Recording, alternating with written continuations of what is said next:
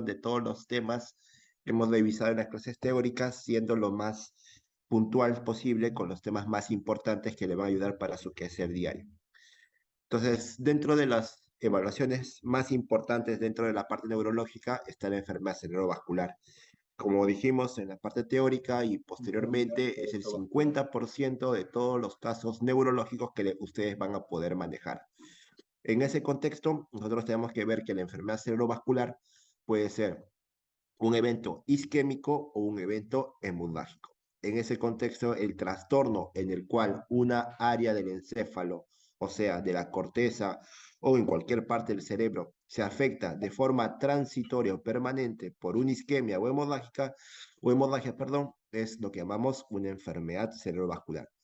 Puede estar afectado uno o más vasos sanguíneos.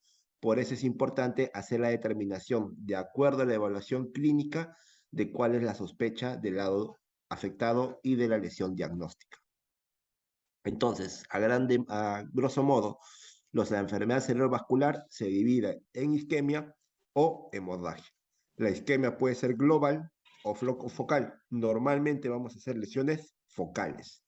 La lesión focal puede dividirse en un accidente isquémico transitorio o en un infarto cerebral establecido. Ese infarto cerebral puede ser aterotrombótico, cardioembólico, lacunar, de una causa rara o una causa indeterminada. Lo que ustedes tienen que ver que las dos causas más frecuentes de un infarto cerebral son el aterotrombótico y el cardioembólico. En contexto diferente, el ictus hemorrágico puede deberse a una hemorragia intracerebral y la hemorragia subaracnoidea. En la hemorragia intracerebral tenemos las lesiones parenquimatosas, o sea, a nivel del parénquima cerebral, o las lesiones eh, ventriculares. Entonces, dentro de las hemorragias parenquimatosas, tenemos las hemorragias lobulares, profundas, en tronco encefálico o cerebelosa.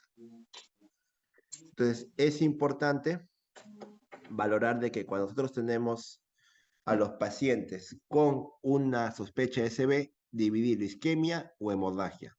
¿Qué examen me va a ayudar para poder definir eso? Es la tomografía cerebral. Entonces, nosotros tenemos de que dentro de estos cuadros de enfermedad cerebrovascular, tenemos que valorar cuáles son las causas más frecuentes, a qué es lo que lo puede causar. Entonces, dentro de ello tenemos los factores de riesgo cardiovascular.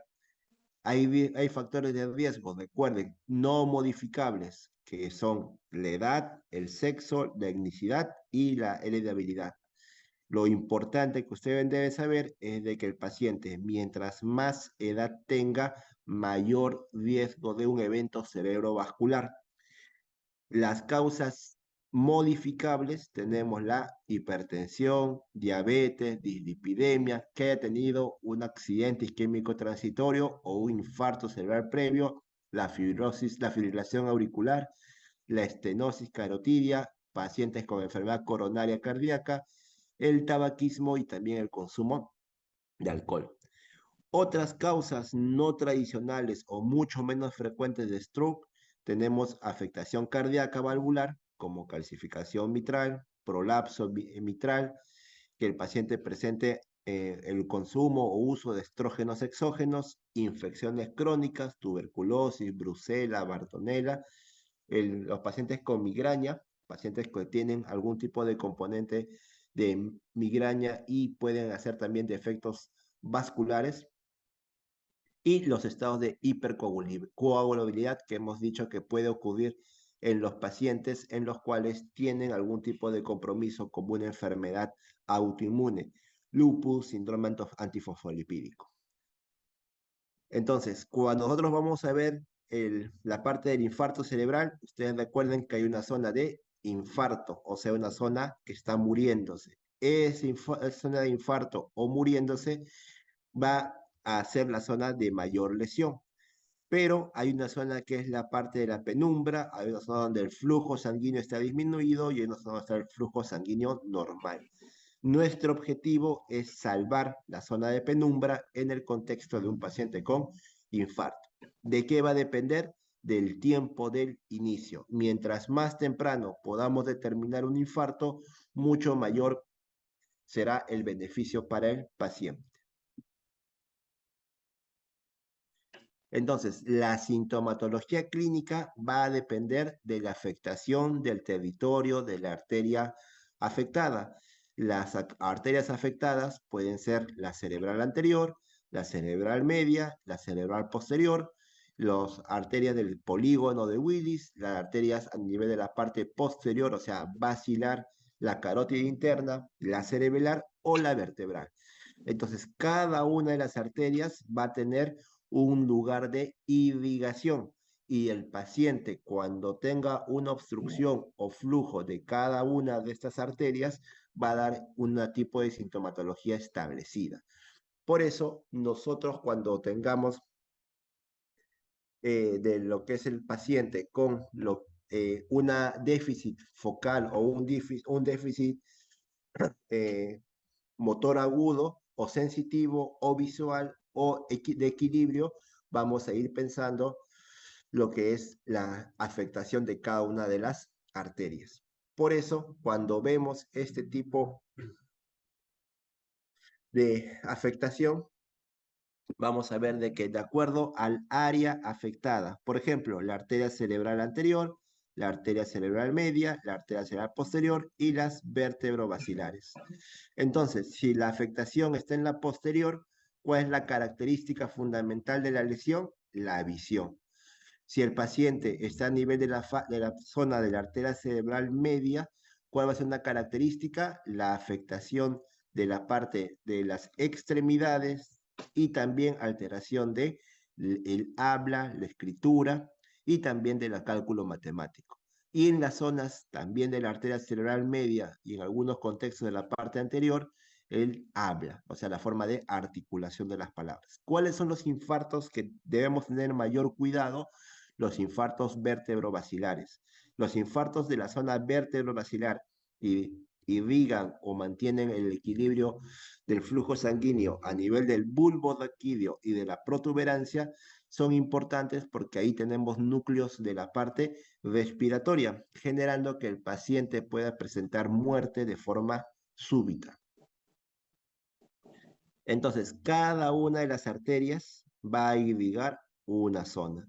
Entonces, tenemos, por ejemplo, acá el área de Broca, el área de la corteza sensorial, el área de la corteza motora, el área visual, el área de Wernicke, el área del movimiento ocular. Cada una de estas zonas cerebrales, cada una de estas zonas comanda una acción. Entonces, si esas arterias están afectadas, van a afectar la parte cerebral y van a afectar posteriormente la función. Por eso, la arteria cerebral media es la que tiene mayor prevalencia. Esa es siempre pregunta de todos los exámenes de residentado, ENAM y demás. Las arterias cerebral media es la principal causa de enfermedad cerebrovascular en el contexto de una enfermedad cerebrovascular isquémica. Entonces, acá tenemos la corteza cerebral. La corteza cerebral va a mandar fibras motoras que va a llegar a la zona del tálamo, específicamente a la cápsula interna. Cuando hay afectación de esta zona, la lesión va a ser netamente motora. Si hay afectación cortical, la afectación va a ser motora, sensitiva y del punto de vista de la alteración del lenguaje o alteración de la parte del estado de conciencia. Entonces, como hemos dicho, la arteria cerebral anterior tiene una zona de irrigación, la arteria cerebral media una irrigación mayor y la arteria cerebral posterior lo que es la menor cantidad de lesión que puede haber a nivel cerebral. Entonces, recuérdense, cada una de las arterias va a especificar de lo que es la parte de la lesión o modificación de la parte cerebral.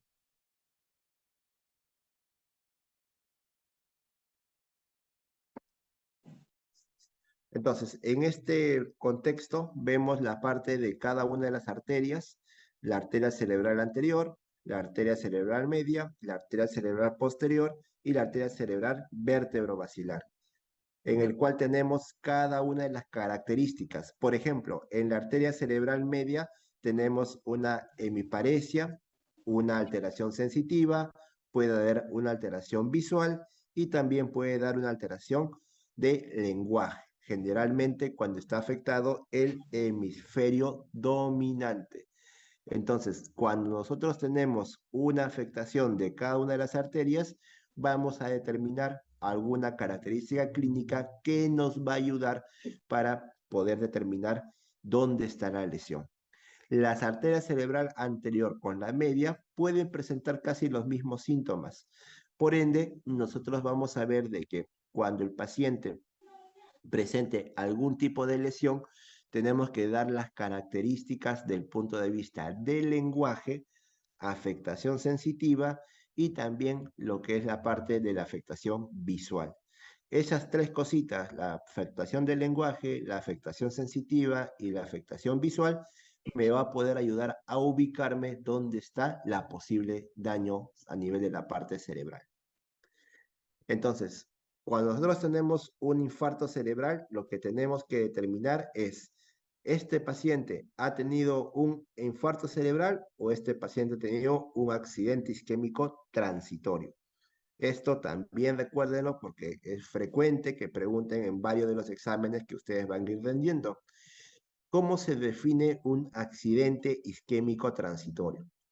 El accidente isquémico transitorio es aquel en el cual el paciente presenta un episodio, como bien dice acá, breve de disfunción neurológica causada por una isquemia cerebral, pero que el paciente presenta la reversibilidad de los síntomas en menos de 24 horas. Recuérdense bien eso. Paciente que presenta unos síntomas de disfunción neurológica causada por una isquemia focal o cerebral y que los síntomas van a tener reversión a las 24 horas. Por eso, cuando nosotros vamos a tomar una tomografía de control en estos pacientes, no va a poder evidenciarse una lesión isquémica. Recuérdense, en los pacientes que presenten un accidente isquémico transitorio, la lesión focal, o sea, los síntomas focales revierten a las 24 horas y el paciente no va a presentar a estudios tomográficos lesión a nivel cerebral, ¿ya? Entonces, cuando nosotros estamos frente a una sospecha de accidente isquémico transitorio, nosotros vamos a poder determinar, hay un score. Este score, recuérdense bien, porque les van a preguntar mucho en el contexto de la evaluación clínica del paciente. Entonces, en ese contexto, nosotros vamos a ver que el paciente, vamos a ver unos parámetros que se llama la escala ABCD. La escala ABCD, este, eh, este paciente, vamos a valorar, uno, la A de la edad.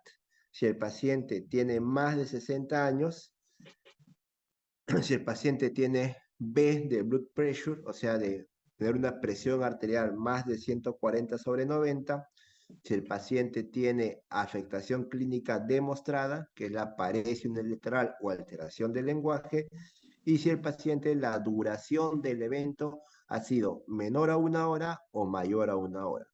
Y también lo que es la parte de la diabetes. Entonces, en ese sentido, nosotros cuando vamos a valorar a un paciente. Doctor, vine, se me paralizó la parte del cuerpo derecho. Yo, doctor, soy diabético, soy hipertenso y tengo 65 años. Entonces digo, y actualmente, señor, ¿cómo se encuentra? Ahorita yo puedo movilizar bien mis brazos, no tengo problema visual, no tengo problema de habla. Entonces yo digo, tiene 65 años, un punto. Es hipertenso, le tomo la presión 150/100, 2 puntos. Presentó paresia unilateral, 2 puntos más. Duró más de 1 hora, 2 puntos más. Es diabético, tiene 7 puntos de que este paciente en el score ABCD2. Entonces, ¿qué me dice ese score? ¿Cuál es el riesgo de que el paciente pueda presentar un evento isquémico nuevo? Entonces, si el paciente, por ejemplo, que acabamos de mencionar, tiene más o tiene 7 del score ABCD, es un alto riesgo. En 2 días, el 8% va a ser un infarto cerebral. En 7 días, el paciente pueden presentar el 12% y en 90 días pueden presentar el 18%. Entonces, en los pacientes que vengan con un accidente isquémico transitorio, estos pacientes le hago la escala ABCD2.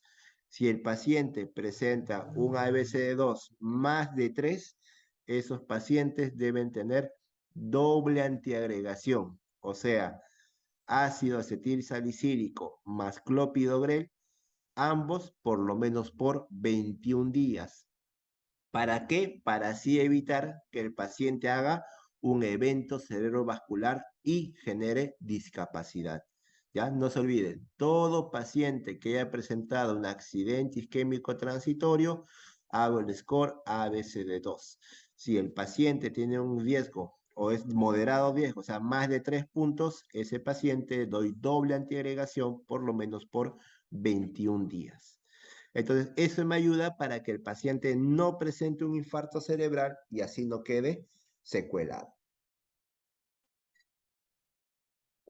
Entonces, cuando vamos a hacer la evaluación del paciente con infarto cerebral, recuérdense de que la forma de evaluación de un infarto es mediante el examen clínico. En ese examen clínico, nosotros vamos a hacer la monitorización mediante el NIS. Recuérdense que para hacer la monitorización de un paciente con una enfermedad cerebrovascular, se utiliza el NIS. Luego, para hacer la valoración inicial y la determinación de si el paciente presenta o no una lesión cerebral, vamos a utilizar los tomografía cerebral. ¿Cuál es el examen de inicio para la evaluación de un paciente con lesión o con manifestación clínica de focalización neurológica? Una tomografía cerebral. Y también valorar las causas no vasculares de síntomas neurológicos, como por ejemplo tumoraciones o infecciones. Entonces, dentro de la parte de la evaluación neurológica, nosotros vamos a determinar que hay varios scores prehospitalarios. El que utilizamos y el que le hemos dicho en clase, la parte del score FAST, ¿no? Ver la cara para ver si hay algún tipo de desviación, el brazo, si hay algún tipo de debilidad, la forma del habla, si es entendible o no, y el tiempo para poder llevarlo. En esto se basa la escala de Cincinnati, que es una escala para determinar si el paciente tiene o no, o estamos al frente de un evento cerebrovascular. Entonces se valora 3 signos de sospecha: asimetría facial, debilidad del brazo y alteración en el habla. Entonces le digo al paciente, a ver señor, sonría y vemos si es simétrico. Levante los brazos para ver si levanta todo el brazo y le preguntamos su nombre para ver cómo está la pronunciación. Si presenta alguna lesión, mi sospecha es un evento cerebrovascular. Entonces, cuando yo tenga un cuadro agudo, o sea, una afectación aguda de la parte motora, tengo que siempre preguntar la edad del paciente. Ya hemos dicho, mientras más edad, más riesgo cardiovascular. El paciente tiene factores de riesgo vascular, pregunto, ¿es hipertenso, diabético, fuma, toma, todo? ¿Presenta focalización neurológica? Tengo que sospechar en un ictus, en un evento cerebrovascular. Entonces, si le preguntan que el paciente, cuando tenga un código ictus, o sea, un paciente con una evidencia de lesión cerebral, ¿qué es lo que tengo que hacer como estudio de primera línea? Una tomografía cerebral sin contraste. Entonces, recuerden eso, que les puede venir en cualquier examen. ¿Cuál es el estudio radiológico de primera línea para valorar el paciente en el contexto de un código ictus? una tomografía cerebral sin contraste. Entonces, luego de ello, cuando yo digo, sí, este paciente está en un SB, le tomo una tomografía cerebral y empieza a valorar la escala de NIS. Recuérdense que la escala de NIS me va a ayudar para poder hacer idealizar la evaluación neurológica del paciente y determinar cuál es el grado de severidad. Cuando el paciente le hago el score de NIS, me va a ayudar para que el paciente presente el grado de severidad del infarto y así poder determinar que el paciente tenga un evento cerebrovascular de qué grado de extensión. El NIS me va a ayudar para dos cosas, para determinar la extensión del infarto y segundo, para valorar si el paciente es tributario de trombólisis.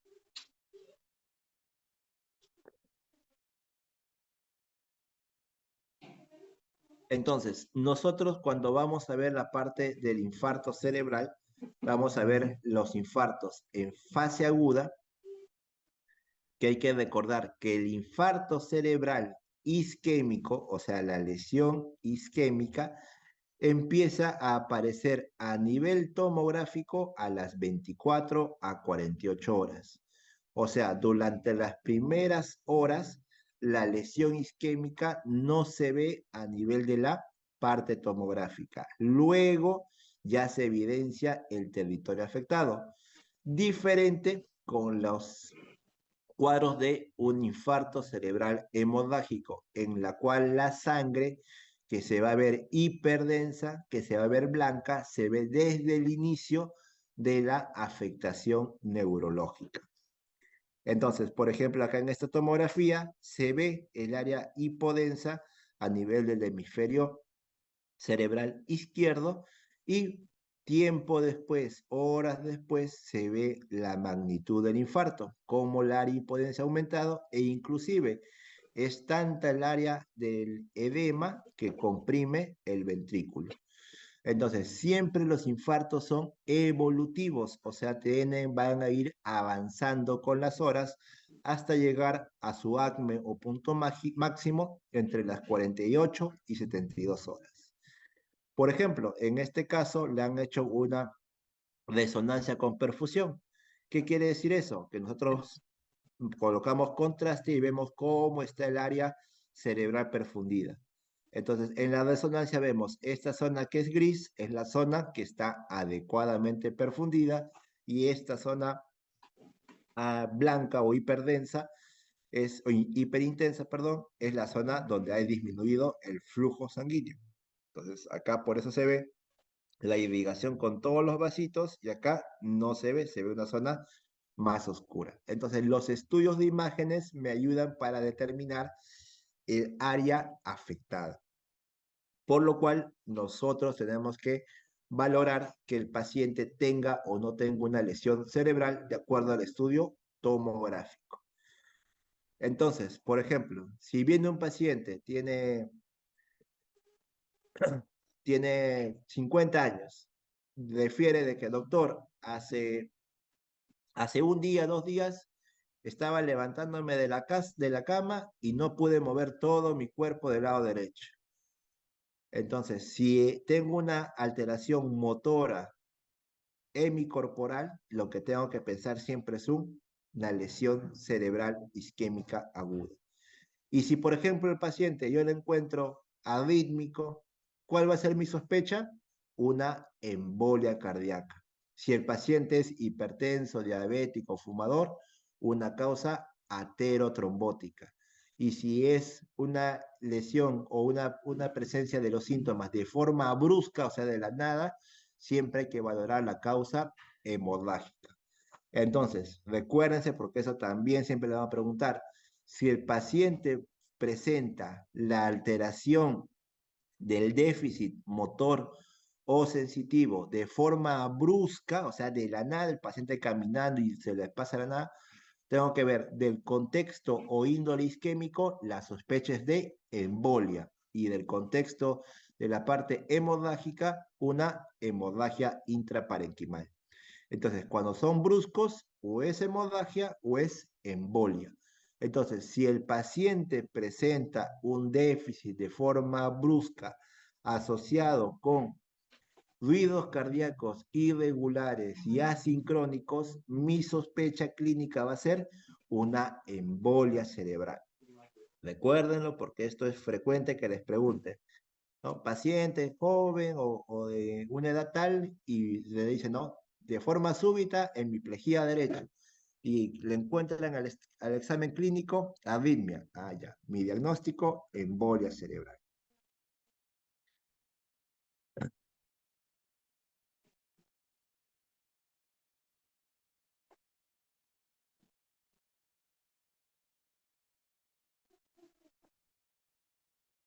Entonces, ¿cómo va a ser mi algoritmo diagnóstico? ¿Es un stroke o no es un stroke? O sea, ¿es un infarto o no es un infarto?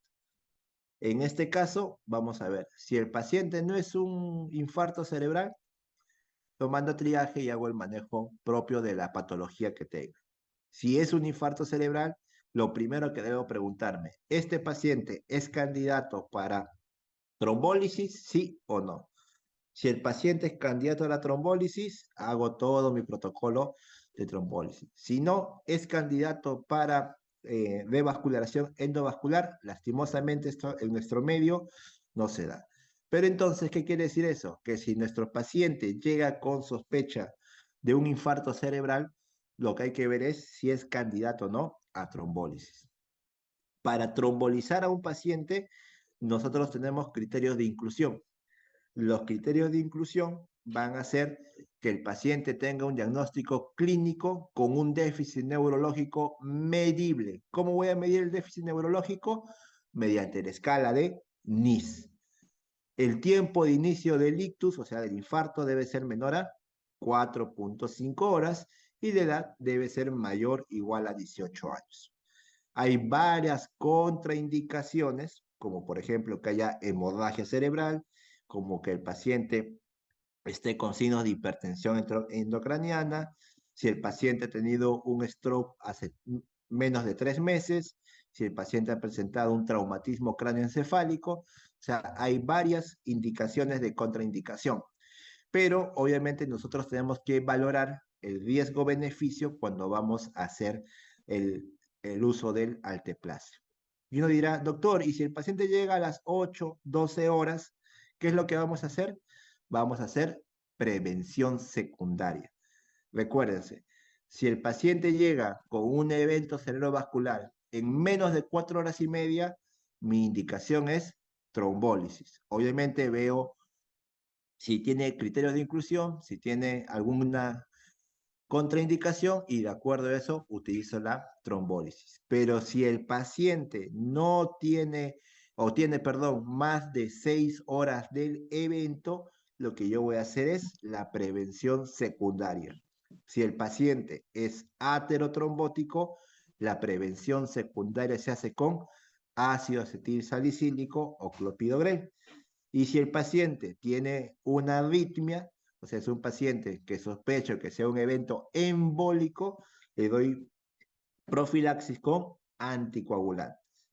Entonces, si yo veo que el paciente tiene un evento cerebrovascular y llega más después de 6 horas, yo ya no le voy a indicar trombólisis, sino voy a prevenir un nuevo evento cerebrovascular con el inicio de antiagregación en el caso de sospecha aterotrombótica y anticoagulación en caso de sospecha embólica.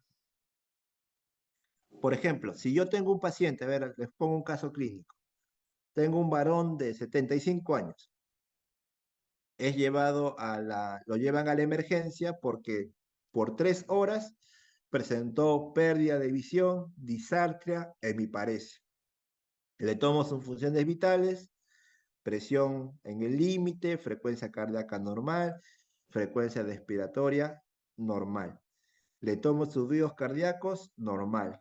Yo evidencio que el paciente presenta hemiplegia del lado derecho. Le pido una tomografía y está normal. ¿qué fármaco indico para prevención secundaria? Entonces, si este paciente tengo la sospecha de que es aterotrombótico porque no tiene arritmias, tiene la presión elevada, tiene más de 35 años, mi fármaco para prevención secundaria sería el ácido acetil salicílico. Muy distinto que me digan, doctor, si el paciente llegó a las 3 horas, ¿cuál es el tratamiento de elección? Usar trombólisis.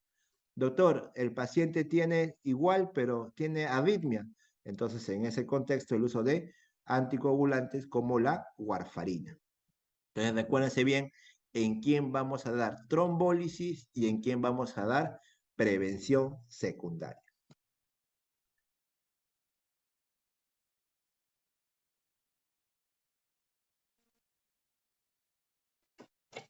Entonces, la trombólisis,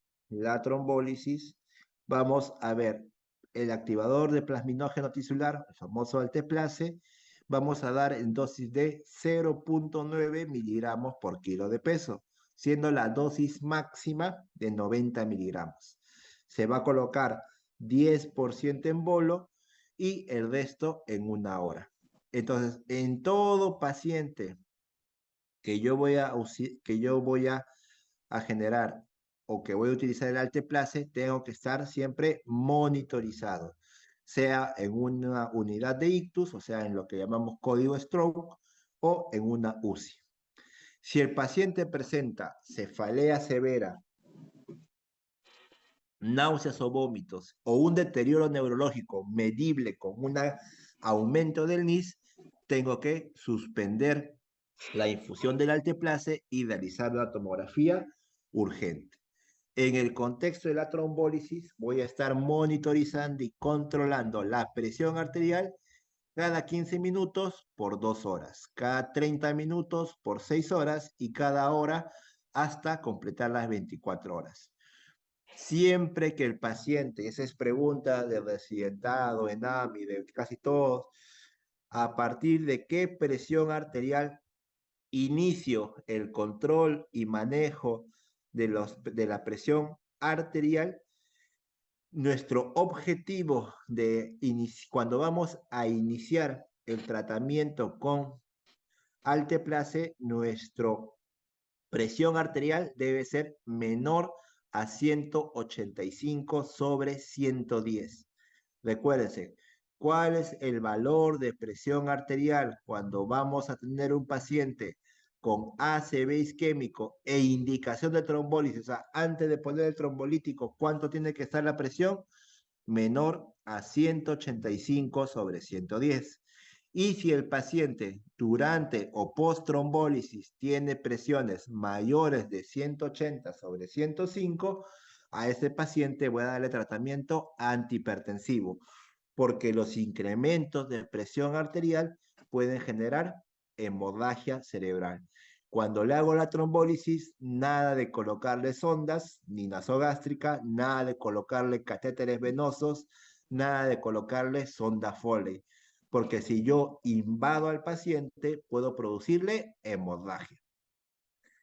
Si el alteplase o el uso de trombólisis ha hecho de forma adecuada, ha habido una disminución del NIS y no ha presentado ninguna complicación inmediata, lo que hay que hacer es un control tomográfico a las 24 horas. Y de acuerdo a eso, evaluar que el paciente inicie, de acuerdo a si es aterotrombótico o embólico, el uso de antiagregantes plaquetarios o anticoagulantes.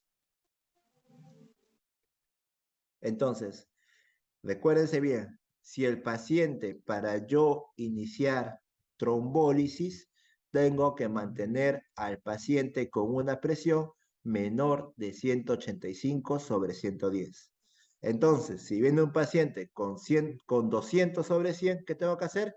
Darle medicación antihipertensiva antes de iniciar el evento o el uso de trombolíticos. Entonces, la terapia antitrombótica o los pacientes con afectación aterosclerótica, lo más frecuente vamos a darle agentes antiplaquetarios. Hay un montón, El que más usamos es el ácido acetilsalicílico, más conocido como aspirina.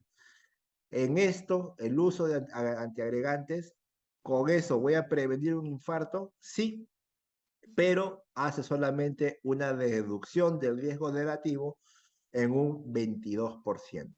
O sea, no es de que, doctor, mi papá es hipertenso, diabético, nunca se cuida, le dio un infarto cerebral, yo le doy aspirina, ¿con eso quiere decir que no le va a dar nunca más infarto? No, con eso me ayuda para la prevención secundaria. Reduce el riesgo un 22%, pero le puede volver a dar un evento cerebrovascular. Por eso el control de factores de riesgo es una de las mejores formas de que el paciente disminuya también el riesgo del nuevo evento. Unos puntos sobre la parte cardioembólica. Si el paciente tiene una enfermedad cardioembólica, en este caso, ¿cuál es el lugar o cuál es, perdón, la patología más frecuentemente asociada a eventos embólicos de origen cardíaco? Ya hemos dicho que es la fibrilación auricular. ¿Qué otras causas hay? Las enfermedades valvulares y los trombos a nivel de la parte mural del corazón.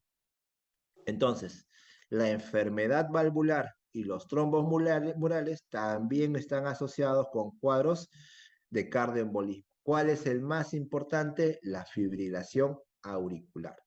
Entonces, si el paciente presenta un evento cerebrovascular o un TIA, tiene mayor riesgo de infarto cerebral. Entonces, si el paciente tiene fibrilación, le voy a dar anticoagulación, idealmente con warfarina, para mantener niveles de INR entre 2 a 3, o el uso de anticoagulantes orales como es el dabigatran, rivaroxaban y apixaban. Acá están cada una de sus indicaciones. El que más van a usar es la warfarina, ya que lastimosamente los anticoagulantes orales nuevos tienen un alto precio. Entonces, en los pacientes que tengan fibrilación auricular, así no haya tenido un evento cerebrovascular, lo que tenemos que hacer es el score de CHADS-VASc y el HAS-BLED. El CHADS-VASc, como dice acá, es el riesgo de que el paciente presente que el paciente presente un stroke para pacientes con fibrilación auricular. Entonces, el CHADS-VASc va a indicar si el paciente tiene falla cardíaca, si el paciente es hipertenso, si el paciente tiene edad mayor a 75, si es diabético, si ha tenido un evento previo de stroke, TIA o embolismo sistémico, si el paciente ha tenido enfermedad vascular, si el paciente tiene edad 65-74 o si el paciente es mujer o no. Si, de acuerdo a su score, si el paciente tiene más de mayor o igual a 2 puntos, ese paciente tiene que anticoagularse. ¿Ok? Todo paciente con fibrilación auricular, ustedes tienen que tomarle o hacerle un score de CHADS-VASc. Si sale mayor o igual a 2, ese paciente tiene que anticoagularse. Puede anticoagularse con o warfarina o nuevos anticoagulantes orales. ¿Y para qué me sirve el Hasbled? Si le voy a dar un anticoagulante, el paciente puede presentar un sangrado. Entonces, el Hasbled también es un score, pero ¿para qué? Para determinar si el paciente puede sangrar. O sea, me dice el riesgo de sangrado. Igual tiene puntos como lo que es la hipertensión, la función renal o hepática alterada, que haya presentado un accidente cerebrovascular, si ha presentado en algún momento sangrado, si tiene un INR lábil, o sea que está mal controlado, o si también tiene el paciente con una edad avanzada o consumo de otros fármacos o alcohol. Entonces, si el paciente tiene de 0 a 2 puntos, el riesgo bajo de sangrado. Si el paciente tiene mayor o igual a 3, el riesgo alto de sangrado. ¿Y para qué hago esto? Para determinar si el paciente tiene una indicación de anticoagulación, pero tiene un alto riesgo de sangrado, o sea, es hipertenso, es cirrótico, ha tenido un infarto, ha tenido sangrado digestivo, su INR queremos iniciar está en 5, tiene 90 años y consume 50 fármacos, ese paciente, a pesar de que tenga la indicación de anticoagulación, no es tributario para eso. ¿Por qué? Porque tiene un alto riesgo de sangrado. ¿Qué quiere decir? Que el riesgo va a superar el beneficio. Y es por eso que también uno puede dejar de dar la medicación anticoagulante de acuerdo al score de Hasbet.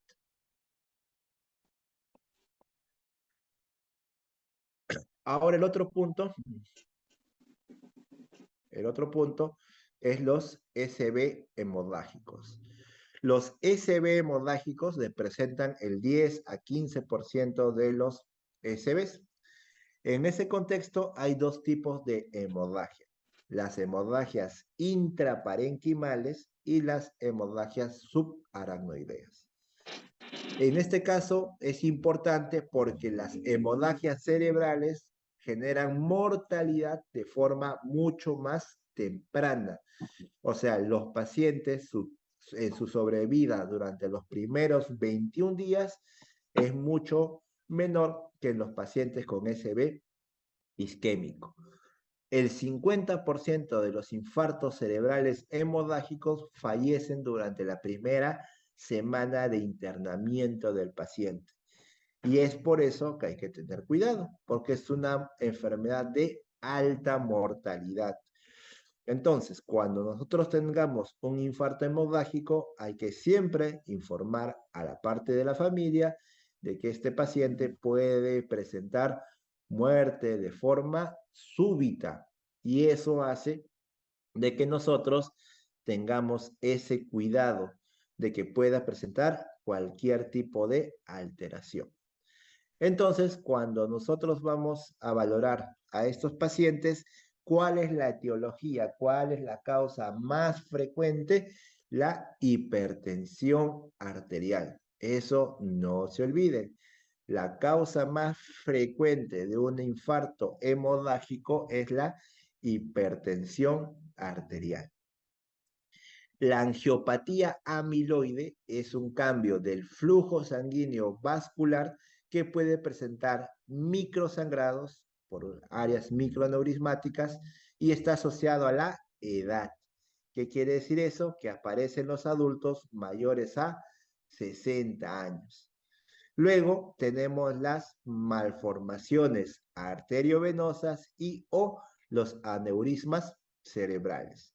Y también, por último, las neoplasias, o sea, los pacientes con un cuadro de un tumor cerebral también pueden producir sangrado en el contexto de una hemorragia de la zona afectada, o sea, una hemorragia del tumor. Entonces, la clínica, como hemos dicho, va a ser un comienzo agudo, un comienzo brusco. Va a presentar cefaleas, vómitos, disminución del estado de conciencia o coma.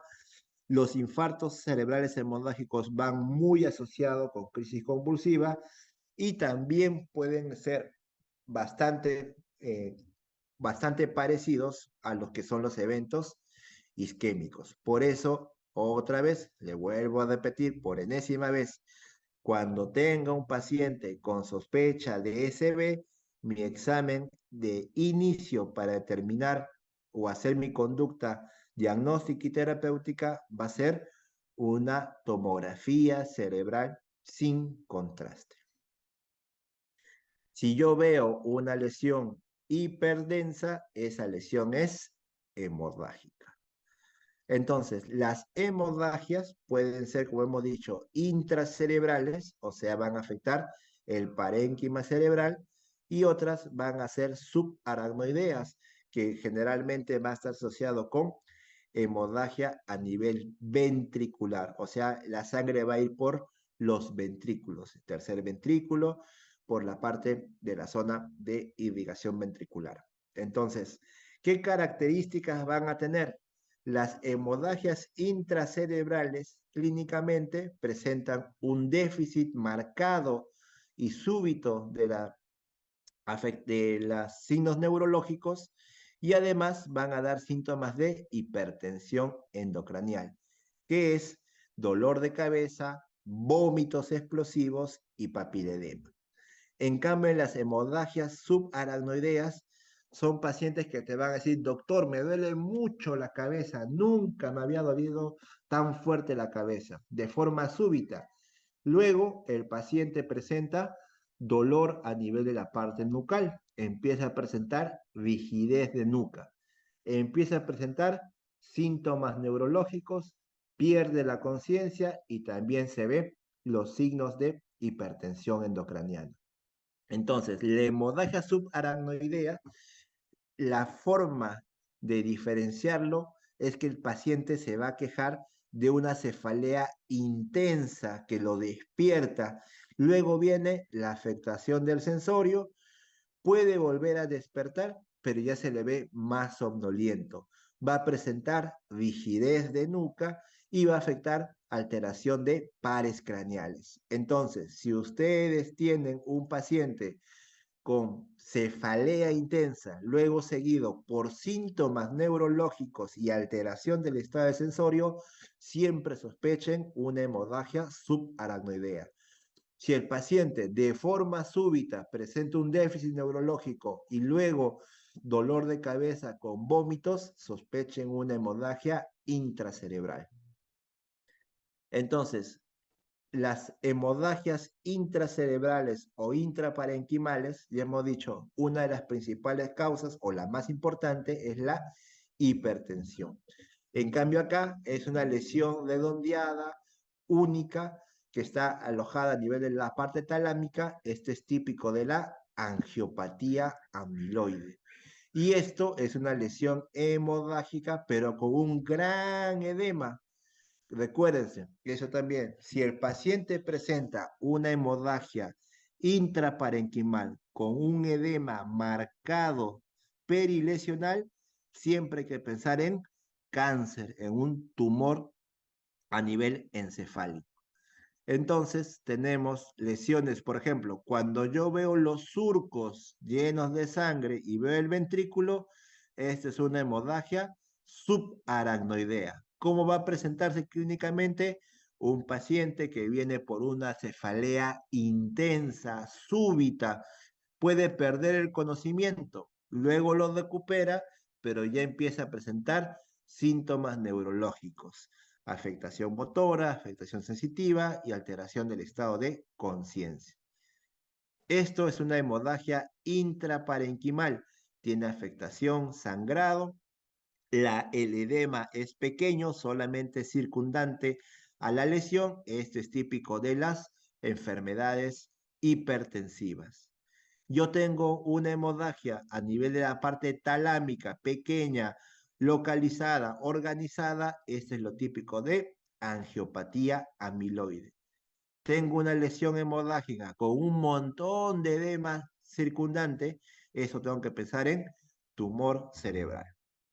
El tratamiento no es en el contexto de sacarle la sangre. En una angiopatía amiloide, lo único que hago es el control y monitoreo del paciente, evitando la hipertensión y valorando si el paciente tiene alguna coagulopatía, o sea, plaquetopenia o alteración en los perfiles de coagulación.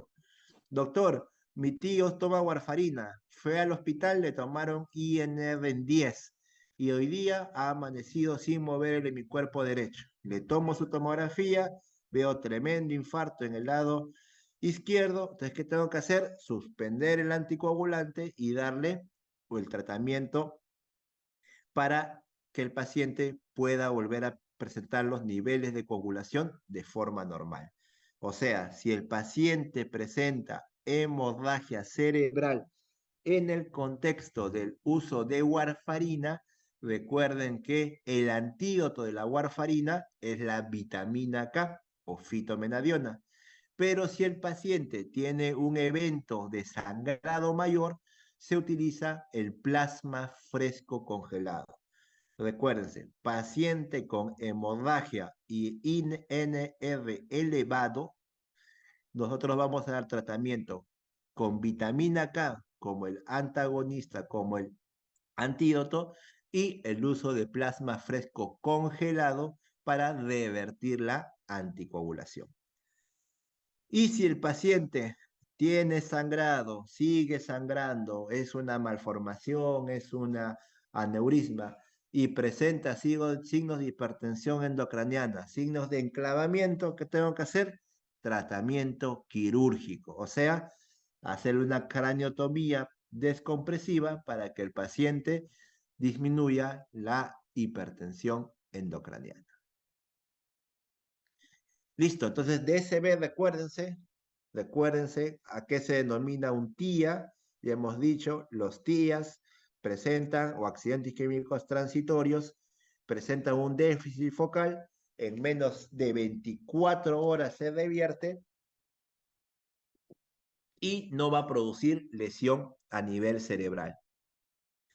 Recuerden, si tienen un paciente con cefalea súbita intensa, que luego presenta trastorno del sensorio, luego recupera, pero presenta rigidez de nuca y síntomas de focalización, recuerden que lo primero que debo sospechar es una hemorragia subaracnoidea. Si tengo un paciente que presenta una focalización, síntomas neurológicos, sea por el score de Cincinnati o el FAST, yo digo, este paciente tengo sospecha de SB, ¿qué es lo primero que debo tomar? Una tomografía cerebral sin contraste. Tengo un paciente que viene de forma súbita con una alteración, una hemiplegia derecha, tiene alteración del lenguaje, le encuentro los ritmos cardíacos irregulares, asincrónicos. ¿Cuál va a ser mi sospecha? Una embolia cerebral. Tengo un paciente de 75 años que va a emergencia por déficit súbito, hemiparesia, disartria, pérdida de la visión, y que yo no le encuentro ningún tipo de lesión cerebral y los ritmos cardíacos son normales y sospecho que es aterotrombótico, mi prevención secundaria va a ser con ácido acetil salicílico. Si lo encuentro arrítmico, con warfarina. Si el paciente, por ejemplo, yo veo que él tiene una hemiplegia, viene, doctor, mi tío es hipertenso, tiene 54 años, lo he traído porque no mueve ni la cara, ni el brazo, ni la pierna izquierda. Le hemos tomado las funciones vitales, doctor, está normal. Le hemos tomado la tomografía y está normal. Tiene 1 hora de evolución. ¿Qué hacen? Si la tomografía está normal, tiene 1 hora de evolución y es un defecto medible, tengo que iniciar tratamiento fibrinolítico. Al toque de inicio, alteplase, porque tiene menos de 4 horas y media. Dentro de las afectaciones de una enfermedad cerebrovascular, ya hemos dicho, el lugar más frecuente de las arterias cerebrales es la arteria cerebral media. Pero en los casos de hemorragia cerebral, si el paciente es una hemorragia cerebral en el contexto de las hemorragias subaracnoideas, que están muy asociadas a lo que es aneurismas, recuérdense, la localización más frecuente de los aneurismas cerebrales es la arteria comunicante anterior. Entonces, recuérdense, afectación más frecuente de un infarto cerebral isquémico, arteria cerebral media. En pacientes con enfermedad cerebrovascular hemorrágica del tipo de hemorragia subaracnoidea, siempre debo sospechar aneurismas cerebrales. ¿Cuál es su ubicación más frecuente? La comunicante anterior. Ya. Listo. Ahora vamos con la parte de cefaleas, que es también frecuente, es algo que van a ver muchas veces a nivel de consulta y el paciente eh, tenemos que determinar exactamente cuál es la posible causa que puede presentar. Entonces, las cefaleas primarias se van a valorar cuando excluya las causas secundarias de cefalea. Lo más importante en una afectación por las cefaleas es de que el paciente tengamos una caracterización específica de su historia y hacer un adecuado examen neurológico. Entonces, cuando no vea algún otro tipo de lesión que me haga sospechar una cefalea secundaria, tumores, afectaciones de presión alta, afectaciones del paciente diabético, afectaciones de que el paciente tiene una alteración de la parte de los nervios craneales, etcétera, ahí recién hablo de cefaleas primarias. Entonces, todo paciente que yo voy a valorar la cefalea, tengo que hacer una historia clínica detallada, ver los antecedentes, desde cuándo presenta su cefalea, cuándo inició, cuánto dura, ha variado la intensidad, dónde se localiza, a dónde se irradia, cuál es la frecuencia de dolor, cuánto dura el ataque. O sea, todo eso tengo que preguntar para poder determinar si el paciente tiene alguna alteración en la parte de lo que es la parte neurológica.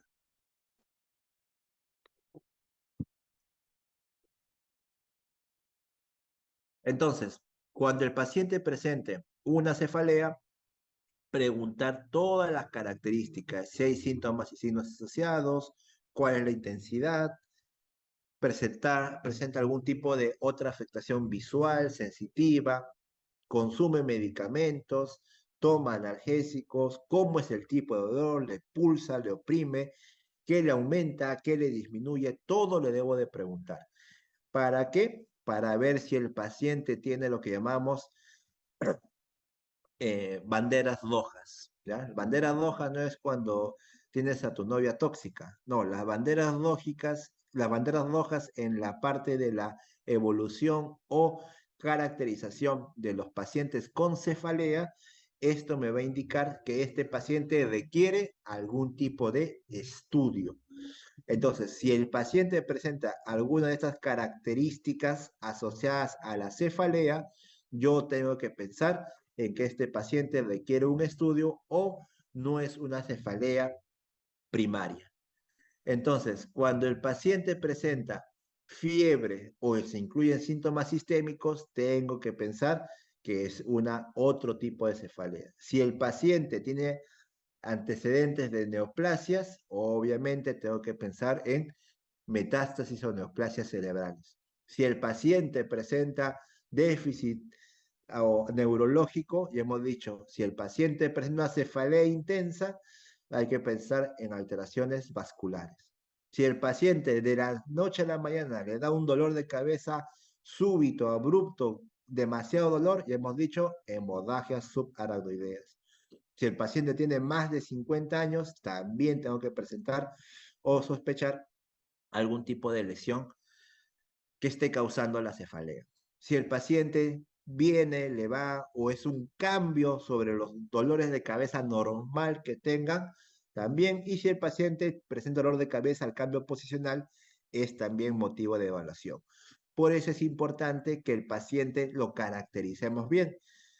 Sí, sí, doctor, siempre me duele la cabeza, en un score será 4 o 5 sobre 10, pero nunca me da vómitos, nunca me molesta la luz, se me pasa cuando me relajo y todo lo demás.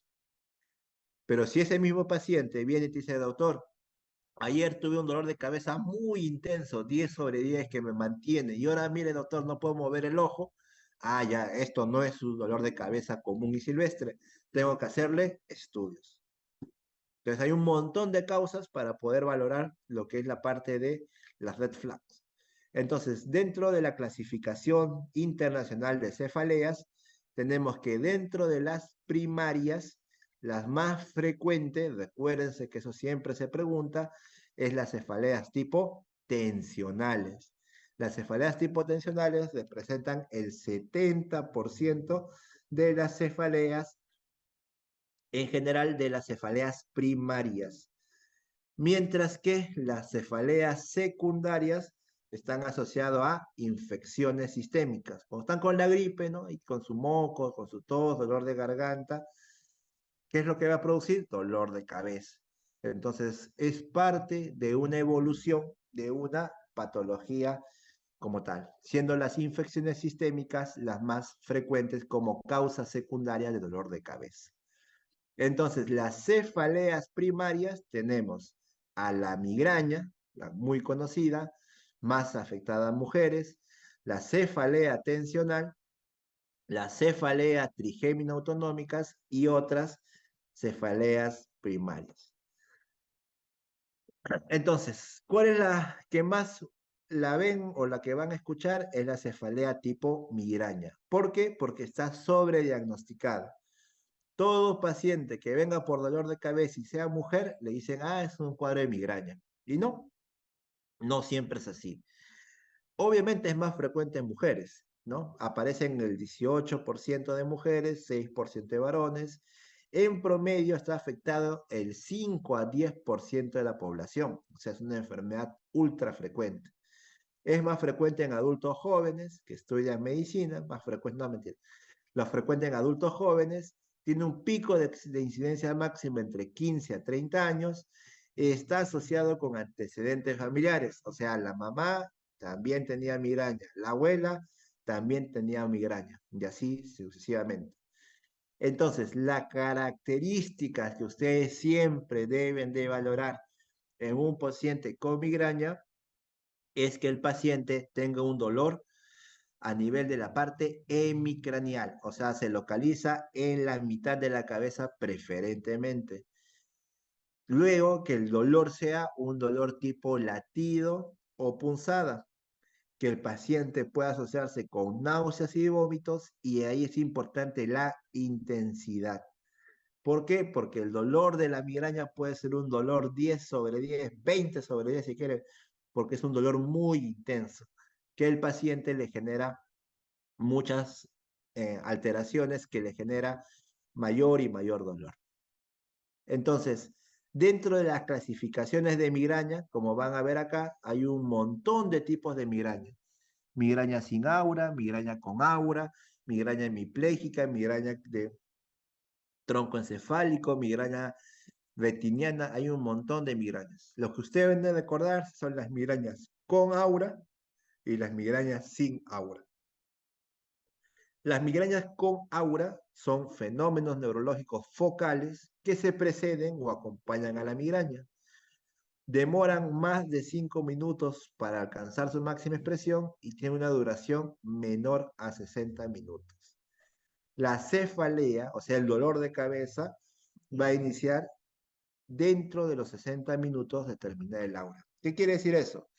El paciente viene y te dice, doctor, estaba en mi casa, llegué a mi casa, dejé mis cosas del trabajo y empecé a ver todo borroso. Como empecé a ver todo borroso, doctor, y sentía como un latido en el ojo, me senté. Me senté, dije, bueno, voy a ver televisión, me voy a dejar. Una hora después de eso, doctor, me empezó el dolor de cabeza 10 sobre 10 a nivel del lado de mi craneal derecho, como si me estuvieran picoteando la cabeza. Y entonces, ¿qué es lo que había presentado en la parte visual? Un aura. Doctor, estaba llegando a mi casa y empecé a no poder encontrar las palabras. Mi esposa me hablaba y como que yo quería hablar, pero no me daba ese tipo de... Me senté, tomé aire, dije, ya se me va a pasar.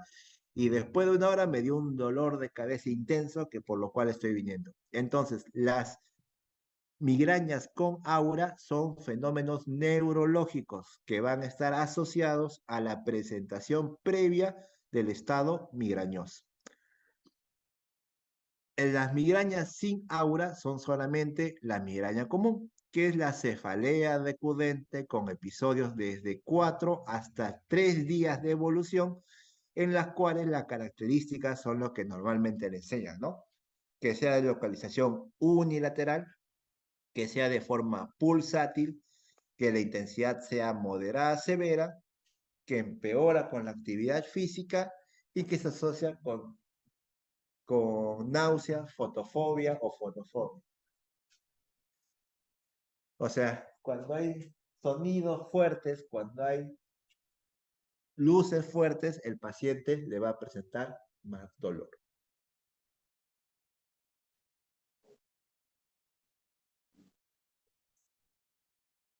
Entonces, dentro de los criterios diagnósticos, tenemos que tener al menos 5 crisis que cumplen los criterios B y D. ¿Qué quiere decir? Que tenga crisis con episodios de cefalea que duren entre 4 y 72 horas.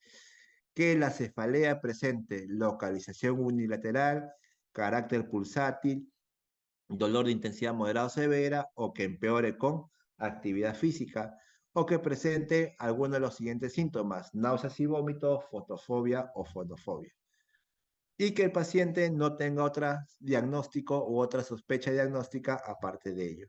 Entonces, en ese contexto, dentro de los criterios diagnósticos, ¿ven algún tipo de estudio imagenológico, resonancia, electroencefalograma? No.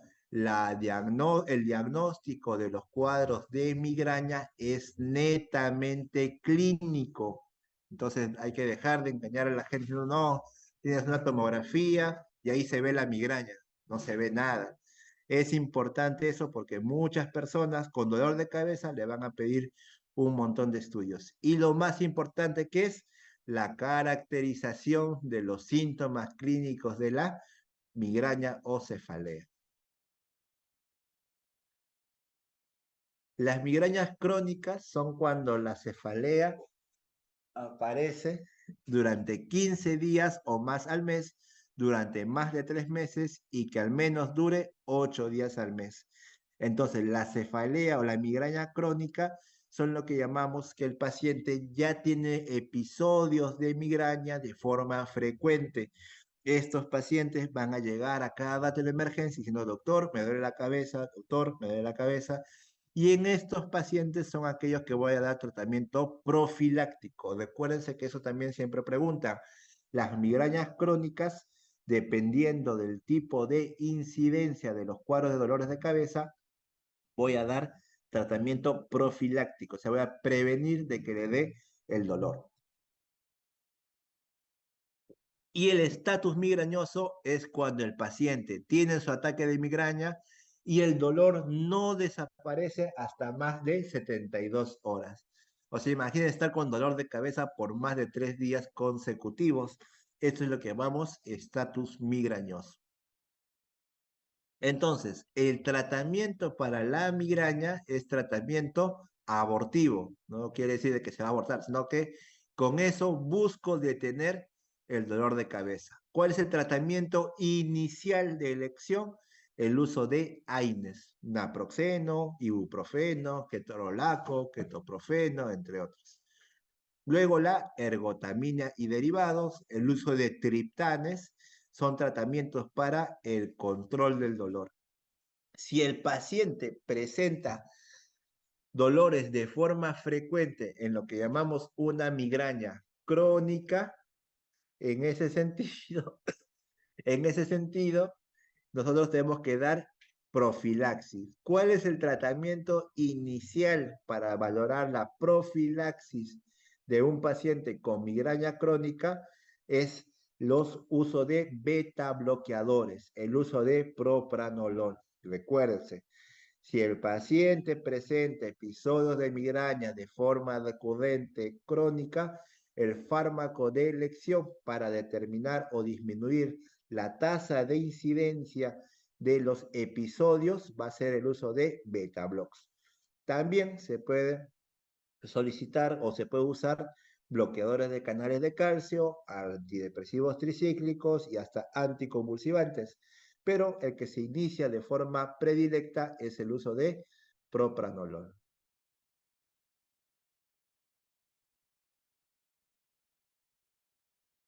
Entonces, ¿cuál es la meta del tratamiento profiláctico?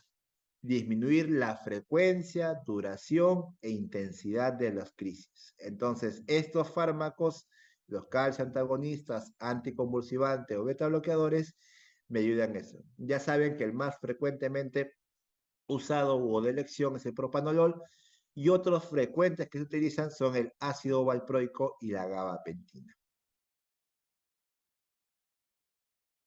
Entonces, obviamente, cuando voy a dar un tratamiento profiláctico para lo que es la evidencia o el paciente con migraña de forma crónica, tengo que ver si el paciente tiene alguna contraindicación. Si el paciente presenta contraindicaciones, obviamente voy a evitar darle ese fármaco para prevención.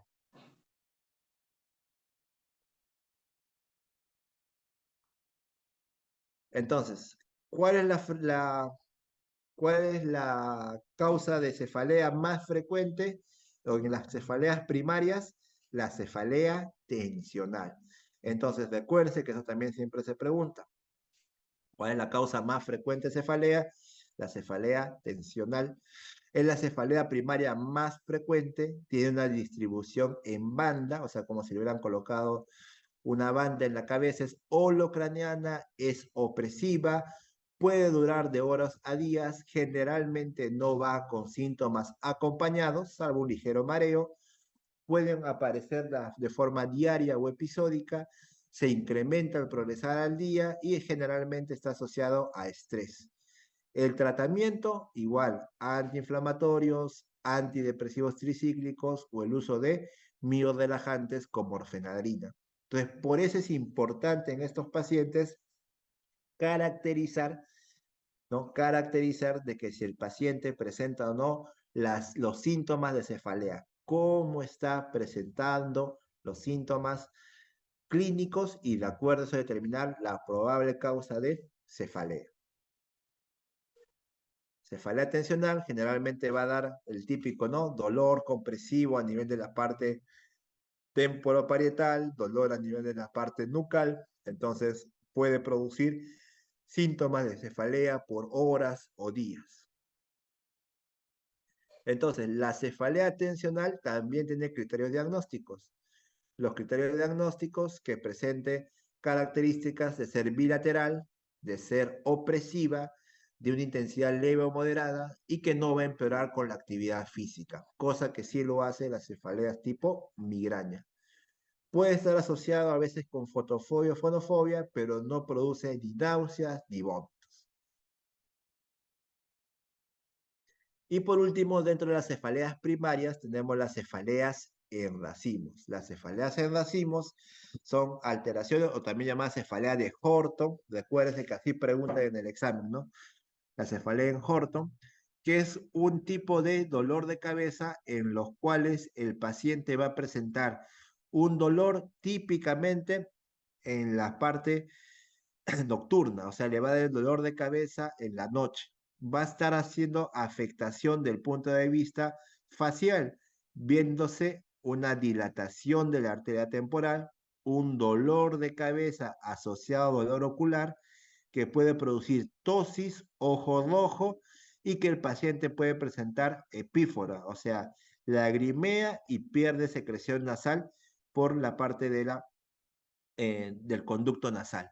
Entonces, cuando ustedes le pregunten en el examen, paciente con cefalea a partir de las 9 de la noche, caracterizado por dolor hemicraneal ocular, secreción nasal y ocular, ¿cuál va a ser su clave? Un dolor de cabeza tipo una cefalea, perdón, en racimos o una cefalea de Horton.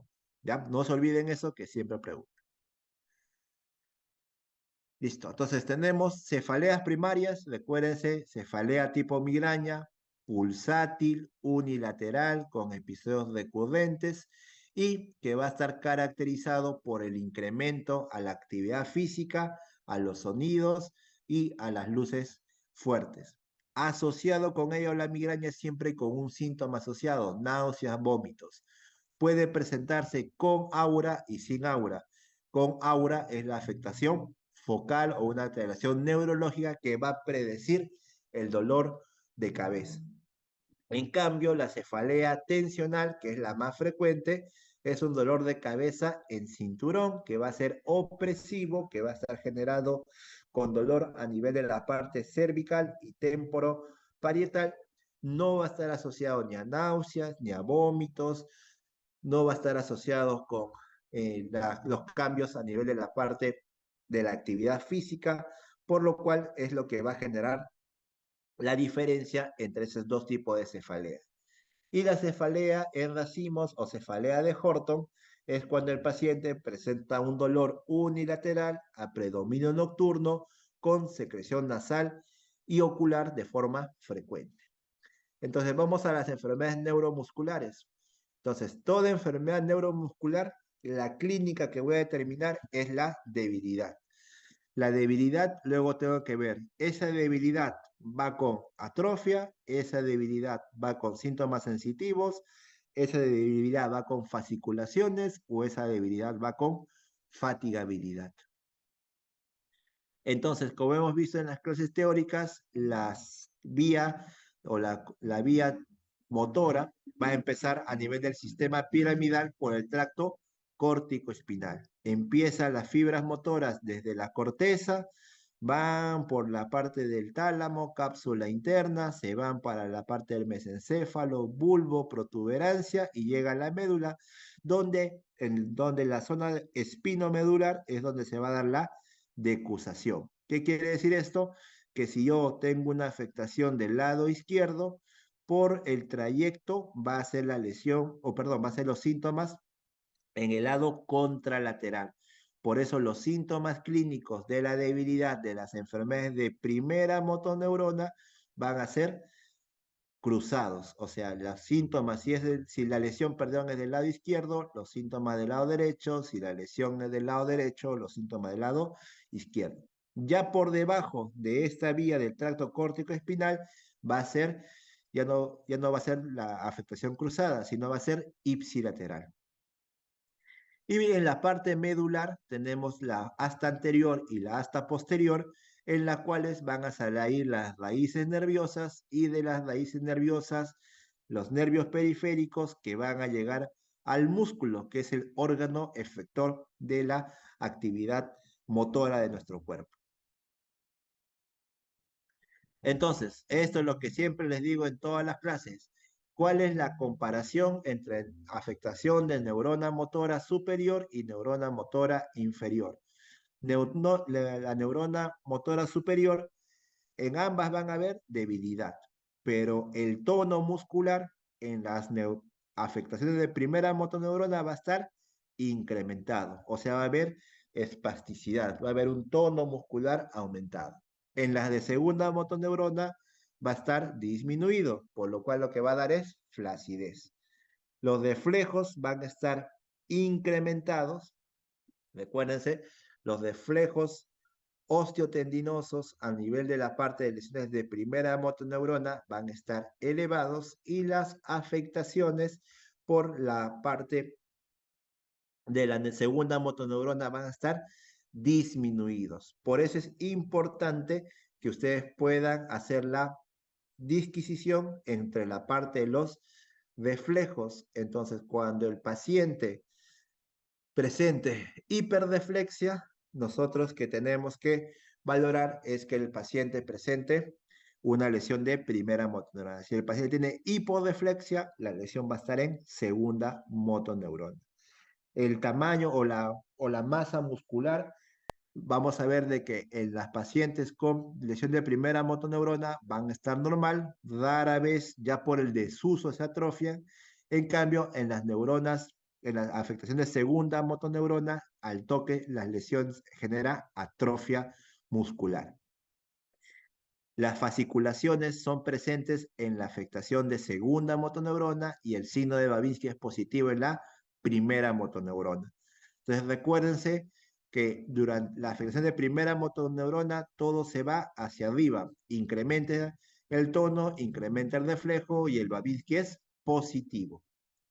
Entonces, las enfermedades de neurona motora pueden ser enfermedades de neurona motora superior, neurona motora inferior, y hay una enfermedad que afecta neurona motora superior e inferior, o sea, es la más mala del mundo, te afecta todo, que es la esclerosis lateral amiotrófica. La esclerosis lateral amiotrófica es esporádica, o sea, cuando tienes esa afectación, y familiar, ya que tiene un gen autosómico dominante.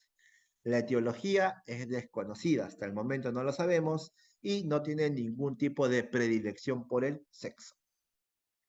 Entonces, las manifestaciones clínicas de una esclerosis lateral amiotrófica va a ser que el paciente presente afectaciones de neurona motora superior, afectaciones de neurona motora inferior, la debilidad se va a progresar, no hay otra explicación que genere, que afecte las dos motoneuronas y el paciente va a conservar las funciones autonómicas.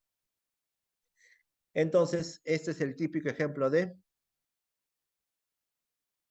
el paciente que, como dicen, ¿no? El síndrome de enclaustramiento. El paciente puede tener pensamiento normal, el paciente puede hacer solamente movimiento ocular. Y eso genera de que el paciente presente un grado de enclaustramiento. O sea, el paciente piensa, quiere hablar, quiere hacer, pero no puede realizarlo porque tiene una afectación motora y sensitiva en todo el cuerpo. Entonces, los síntomas de los que son un cuadro de esclerosis lateral amiotrófica es una debilidad muscular lentamente progresiva. Va a empezar con extremidades, tronco, músculos respiratorios, faringe, lengua. Como no se moviliza, va a presentar pérdida de peso, atrofia muscular y disfagia. Va a haber alteración del habla, dificultad respiratoria. Van a presentar signos tanto de neurona motora superior como de neurona motora inferior. Y la característica de la esclerosis lateral amiotrófica es que no va a haber afectación de músculos oculomotores ni esfínteres. Eso sí lo pueden controlar y mover. Entonces, bueno, hay varios scores, ¿no? Los criterios del Escorial y Hawaii, en el cual cómo define la esclerosis lateral amiotrófica, dependiendo si el paciente tiene síntomas motores neurológicos en varias regiones, en varios lugares. Generalmente este es progresivo y eso hace que el paciente al final termine siempre con un alto grado de dependencia. Entonces son los criterios pronósticos, cuando el paciente tiene un pobre criterio o pobre pronóstico, si aparece en una edad mayor, si hay afectación vulvar, si el paciente ya se encuentra con malnutrición, etc. En sí, la esclerosis lateral amiotrófica no tiene tratamiento. Lo único que hacemos es evitar lo que va a conllevar.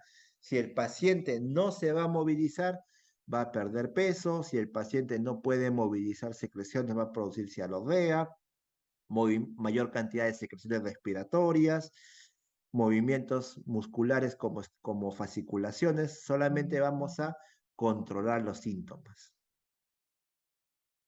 Entonces, para que recuerden bien, todo paciente que presente clínica y exploración compatible con una neuropatía periférica, lo que debemos hacer es pruebas complementarias. Hemograma, glucosa, glicosilada, velocidad de celebración globular, proteinograma, vitamina B12. ¿Por qué? Porque hay que determinar si tiene una enfermedad de base. Doctor, tengo adormecimientos en la mano y en el pie. Le toman su glucosa, 300. Le toman su glicosilada, 10. ¿Cuál es el diagnóstico? Neuropatía diabética. Doctor, yo no como carnes y desde hace 5 días estoy con debilidad en los miembros inferiores. Siento un adormecimiento como una corriente eléctrica. Le toman su hemoglobina, 10. Volumen corpuscular medio, 125. ¿Cuál es el diagnóstico? Una anemia megaloblástica. ¿Qué hace? Afectación del nervio periférico. Entonces, si nosotros tenemos a un paciente con alguna alteración de este tipo, le damos tratamiento de base. Si el paciente todo está normal, en el contexto de una neuropatía periférica no se ve una causa secundaria, derivo para un estudio electrofisiológico. En el estudio electrofisiológico voy a ver si es una mononeuropatía múltiple o una polineuropatía. Las polineuropatías pueden ser por alteración de la mielina y las polineuropatías pueden ser por daño axonal. Entonces, de acuerdo a eso, yo voy a determinar cuál es la posible causa que está generando esta afectación neuropática. Entonces, por ejemplo, en la neuropatía diabética, la sintomatología más frecuente es el dolor. va a aparecer entre el 54 a 75% de los pacientes. Generalmente la neuropatía diabética va a ser con distribución simétrica y distal, la famosa afectación en guante y calcetín, o botas y guantes. La característica del dolor va a ser de forma lancinante, urente. Doctor, siento como si me estuvieran quemando, como si me estuvieran quemando los pies, como si me estuvieran poniendo agujas. Va a ser a predominio nocturno y se exacerba en el reposo. Cuando el paciente quiere descansar en la noche, le duele. Entonces, tu tía, tu abuela, cuando viene, es diabética. Como no se controla, viene con todo el dolor del mundo por esa sensación de quemazón y dolor tipo hincada. Puede acompañarse de parestesias, adormecimientos y dolores con hormigueos, entumecimiento, ya no percibe el frío, el calor, ¿no? Por eso lo que hacen es se colocan en tinas con agua para poder que le alivie algún síntoma y tiene la sensación de caminar sobre algodón de hielo y pierde sensibilidad. Entonces, en estos casos se puede presentar la hiperalgesia, cualquier cosa le produce dolor. Entonces, todo paciente con neuropatía diabética, hay algo que deben de recordarse. La diabetes, como parte de una enfermedad sistémica, produce un montón de daños neuropáticos. Produce polineuropatía, produce neuropatía autonómica diabética, produce alteración del plexo, produce mononeuropatía, produce neuropatía craneal. O sea, el paciente puede presentar parálisis del tercer par, síndrome del túnel del carpo, puede producir dolores agudos a nivel de cualquier tipo de nervio, puede producir alteración gastrointestinal con mala digestión, puede producir alteración genitourinaria con vejiga neurogénica, o sea, puede afectar todo. Y eso es importante enseñar al paciente, porque el paciente va a decir, doctor, ya no puedo orinar, ¿por qué será? ¿Tendré la próstata? No, es por tu diabetes. Doctor, me duele todo el cuerpo, siento adormecimientos, cuando me levanto me da ganas de desmayarme. Lo que tiene es una hipotensión ortostática. Entonces, muchos de los cuadros de la diabetes, es por eso importante aprenderlo, puede dar muchos síntomas neurológicos. Entonces, cuando vamos a ver la parte de la neuropatía diabética, puede afectar cualquier parte del cuerpo, siendo mucho más frecuentes las lesiones, ¿no? De las tipos de polineuropatía diabética, que va a afectar de forma sensitiva y de forma motora.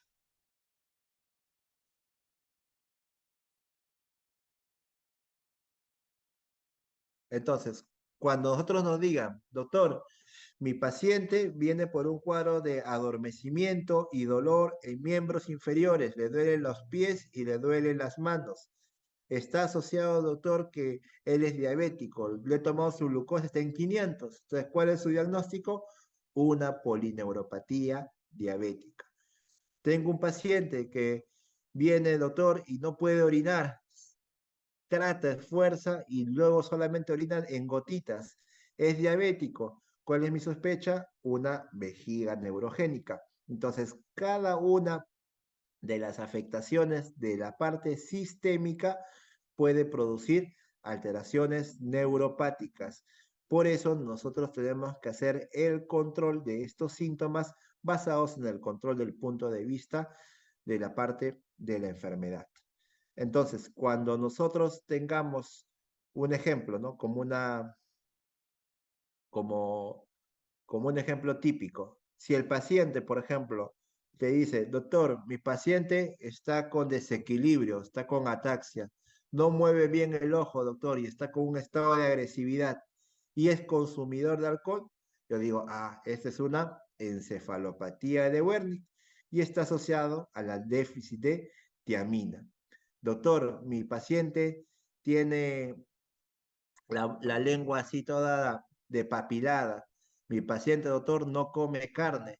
Mi paciente, doctor, está con adormecimientos, está con cansancio, viene con anemia. Esta es una anemia megaloblástica por déficit de vitamina B12. Doctor, mi paciente es diabético. Le he puesto insulina y no tomó desayuno. Y a eso de las 10, 11 de la mañana, doctor, empezó primero a ponerse agitado, empezó luego a querer quitarse la ropa. Y unos minutos después, doctor, ya no movía nada. El paciente ya no quería hacer nada y luego convulsionó. Entonces, ¿qué es lo que me indica eso? Que el paciente está con síntomas de neuroglicopenia. La progresión de los síntomas neurológicos en una hipoglicemia me va a dar dos tipos de síntomas. Síntomas adrenérgicos y síntomas neuroglicopénicos. Cuando el paciente con diabetes, que es la causa más frecuente, utiliza fármacos que le puedan bajar la glucosa, los síntomas neuroglicopénicos van a estar asociados con el hambre, el vértigo, cefalea, va a presentar visión borrosa y puede presentar convulsiones. En cambio, los síntomas adrenérgicos van a estar asociados a un cambio de que el paciente va a presentar agitación, va a presentar que puede presentar palpitaciones, temblores, sudoración. Entonces, recuérdense, en el paciente diabético que presenta hipoglicemia, los síntomas neuroglicopénicos más frecuentes son la disminución del estado de conciencia y las convulsiones.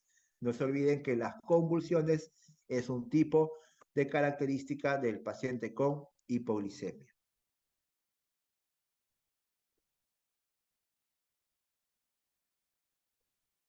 Muchas veces se pueden confundir, ¿no? Si yo tengo un paciente, por ejemplo, con fibrilación auricular y de forma brusca presenta dolor de cabeza y dificultad para leer.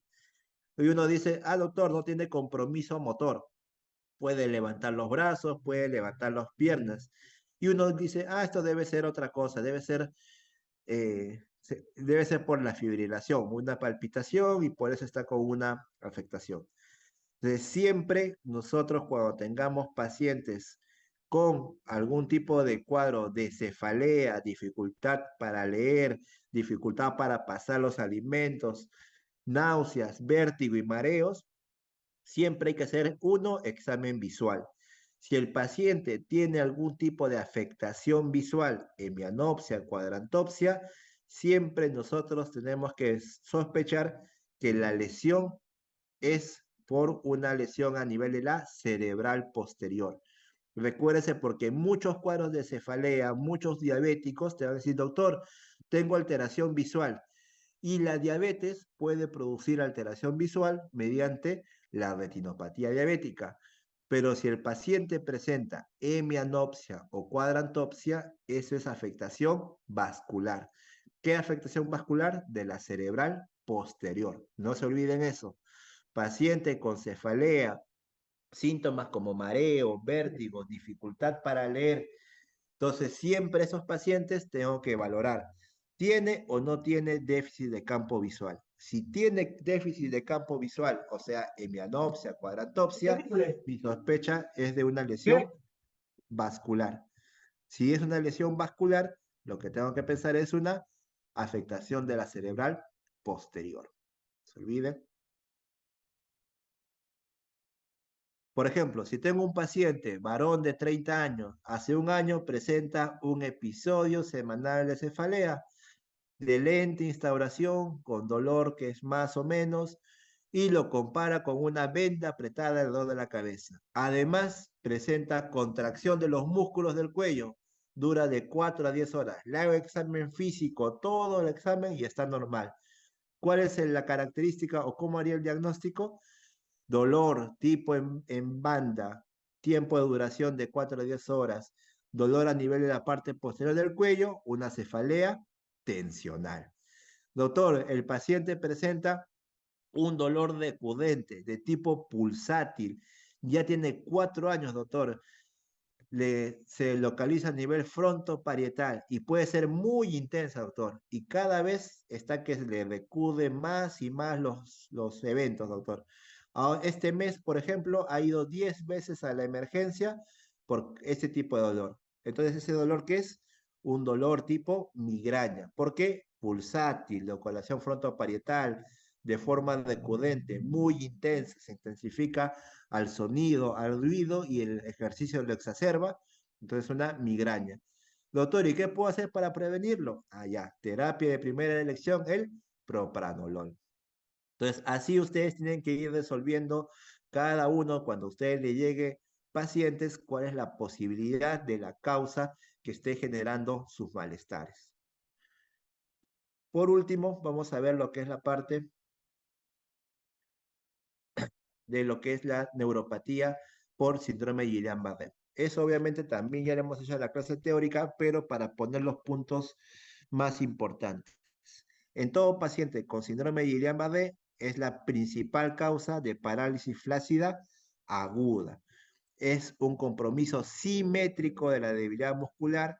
Ya hemos dicho que como es afectación de segunda motoneurona, va a estar con ausencia o disminución de los reflejos osteotendinosos, van a haber signos sensoriales leves ausentes y también va a haber disfunciones autonómicas. ¿Cuál es la principal bacteria asociada a la etiología de Guillain-Barré? El Campylobacter jejuni. Recuerde, eso siempre preguntan. Pero la forma de antecedente es más frecuente por enfermedad respiratoria. Me dirá, doctor, pero ¿por qué si el Campylobacter jejuni dicen que es lo más frecuente, la afectación es respiratoria? ¿Por qué? Porque nosotros no dosamos virus, entonces no sabemos cuál es la frecuencia de ello. En cambio, si el paciente ha presentado cuadro diarreico, sí, podemos hacer mediante estudios ver si hay de causa bacteriana o no. Por eso, dentro de las infecciones evidentes más específicas asociadas con Guillain-Barré, tenemos el Campylobacter jejuni. Entonces, los tipos, ya hemos dicho que son la polineuropatía desminimizante inflamatoria aguda, que es el 75% de los casos, que es la forma de presentación habitual, pero tenemos un síndrome que llamamos síndrome de Miller-Fisher. Como les explicaba en teoría, todo paciente con debilidad tipo de Guillain-Barré, o sea, una polineuropatía desmielinizante asociado con síntomas oculares, tengo que sospechar Miller-Fisher. Ese Miller-Fisher va a presentar oftalmoplejía, no va a mover el ojito, va a presentar areflexia y va a presentar ataxia. Entonces, el diagnóstico clínico, vamos a ver la fuerza motora y con esto vamos a ver la parte funcional mediante la escala de Hughes. Recuérdense, paciente con disfunción motora y alteración de los reflejos, al toque, alteración de segunda motoneurona. Si la afectación es bilateral ascendente, máxima sospecha, síndrome de Guillain-Barré. ¿Qué estudios realizo? Al toque, su punción lumbar. ¿Qué característica va a tener la punción lumbar? Que la recuento celular va a ser menor a 50 y va a haber una elevación de proteínas a partir de la segunda semana. Esa característica se llama la disociación albúmino-citológica. Diagnóstico clínico, ya hemos dicho, paciente con debilidad ascendente, empieza en pies, pierna, va avanzando, asociado con hipodeflexia o adeflexia, estudio de líquido cefalorraquídeo con la disociación albúmino-citológica y el estudio electromiográfico. Eso se basa en los criterios de Brighton. Recuérdense que eso también se le va a preguntar, los criterios de Brighton. ¿Qué característica tiene el líquido cefalorraquídeo? ¿Qué característica tiene la parte clínica para sospechar un Guillain-Barré? Los diagnósticos diferenciales de parálisis flácida aguda, o sea, cuando ustedes presenten unos síntomas motores de forma súbita, vamos a tener como trastornos musculares, polineuropatías, trastorno de transmisión neuromuscular o también afectación del punto de vista infeccioso. ¿Qué características es lo que llaman las banderas rojas? O sea, ¿qué características me hacen pensar de que el paciente no tiene una afectación de segunda motoneurona? Que el paciente presente una simetría, que en el estudio de líquido cefalorraquídeo tenga más de 50 leucocitos, que tenga un nivel sensitivo que no progrese, que haya trastornos esfinterianos y que presente o hiperdeflexia o Babinski positivo. Esto me hace pensar de que esto no es un cuadro de Guillain-Barré, cualquier tipo de estas características. Tratamiento, hemos dicho que es el monitoreo neurológico, vigilar, perdón, funciones vitales y lo más importante, la función respiratoria. Si el paciente está progresando la lesión o la debilidad, siempre hay que utilizar la inmunoglobulina. La inmunoglobulina tiene casi el mismo efecto que la plasmaféresis. Entonces, en este caso, se utiliza dosis de 0,4 gramos por kilo por 5 días. No debe de usarse corticoides, sí hay que hacer rehabilitación física y hay que hacer los cuidados en cama hasta que el paciente pueda volver a deambular. El 85% de los casos logran la recuperación en meses o años, en algunos persiste la adeflexia. ¿Puede volverte a dar Guillain-Barré? Sí, tiene una recurrencia de 5 a 6%, pero por suerte la mortalidad siempre va a estar asociada solamente al compromiso respiratorio. Entonces hay que tener bastante cuidado. Todo paciente que tenga compromiso respiratorio es aquel que tiene una alta probabilidad de mortalidad por el Guillain-Barré. La parálisis de Bell es una de las causas más frecuentes de consulta a nivel de emergencia. La parálisis de Bell es la parálisis facial. Va a tener una incidencia alta, 20 a 30 casos por 100.000 personas por año. Representa el 60 a 75% de todos los casos de parálisis facial unilateral. Afecta tan igual a varones como mujeres y la edad media de presentación puede ocurrir a cualquier edad, pero es la más frecuente a partir de los 40 años. Entonces, la parálisis de Bell va a ser una afectación completa de toda la cara, afectando frente, afectando la parte ocular y afectando la parte labial. Entonces tú le dices, cierra los ojos, el paciente acá ocluye completamente el ojo y acá no lo puede cerrar. Entonces, si el paciente no puede cerrar el ojo, es porque la afectación está a nivel del nervio facial. Le dicen, muestre los dientes y ven como acá el paciente no puede mover la parte de la musculatura de la parte peribucal. Entonces, la afectación de las zonas de la parte de la zona de la cara, frente, ojo y la parte bucal, esa afectación cuando es completa es lo que vamos a dar una parálisis facial o una parálisis de Bell. Esa parálisis facial va a estar asociado siempre o muy frecuentemente con una afectación por el virus del varicela zoster. La varicela zoster hace generalmente afectación y localización de los nervios, generando que en algunos casos se exacerbe ese cuadro, produciendo el cuadro de la parálisis. Puede haber también hiperacusia, o sea que el paciente tiende a tener una mayor cantidad de recepción neurosensorial de la parte de los estímulos auditivos. Y por último, también puede dar alteraciones del gusto y lagrimeo, ya que puede hacer afectación de las glándulas lagrimales y también de la parte de las glándulas sublinguales y la inervación de la lengua.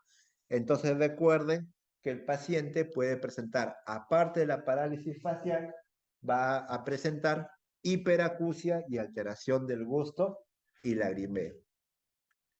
Entonces, cuando el paciente tiene parálisis facial, lo que vamos a ver es que el paciente puede presentar, de acuerdo a un score que se llama el score de House-Brackmann, puede ser de presentación con una parálisis que no va a ser una alteración marcada en su contextura facial, puede haber una disfunción leve, puede haber una disfunción moderada, o sea, cuando ya es una característica obvia la lesión, una disfunción moderadamente severa, que ya es una asimetría desfigurante, una disfunción severa cuando ya no se mueve, y por último, cuando ya es una parálisis total.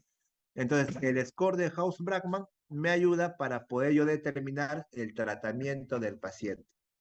Si tiene una disfunción hasta moderada, el tratamiento es con corticoterapia.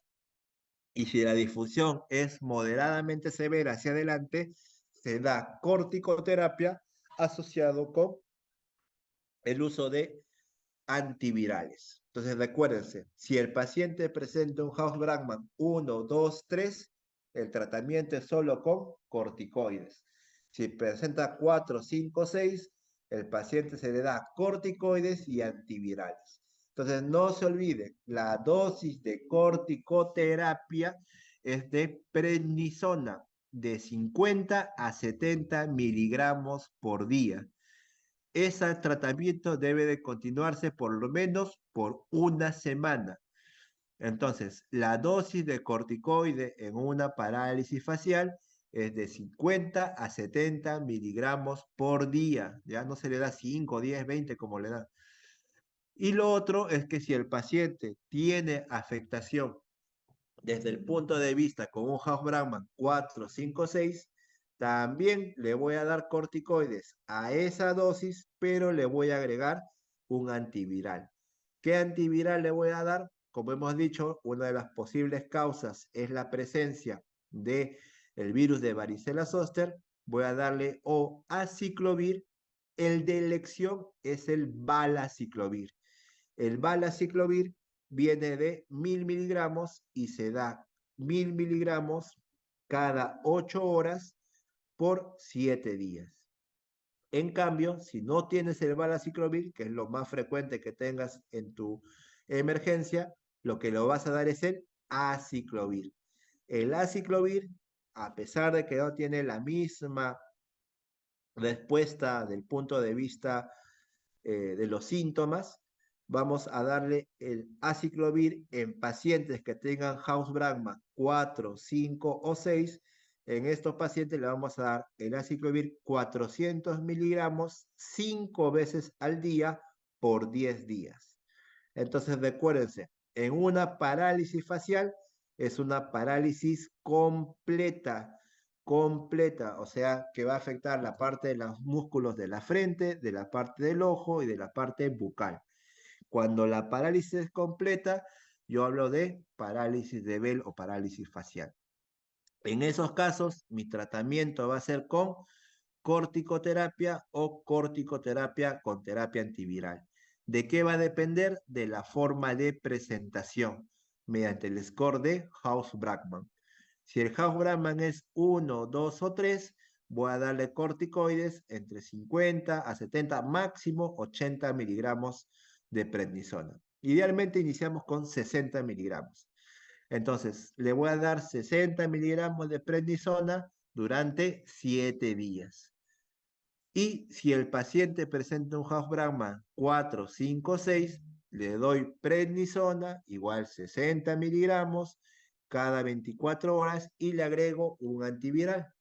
Valaciclovir de 1000 miligramos cada 8 horas por 7 días o el uso de lo que es la aciclovir 400 miligramos 5 veces al día por igual 7 a 10 días.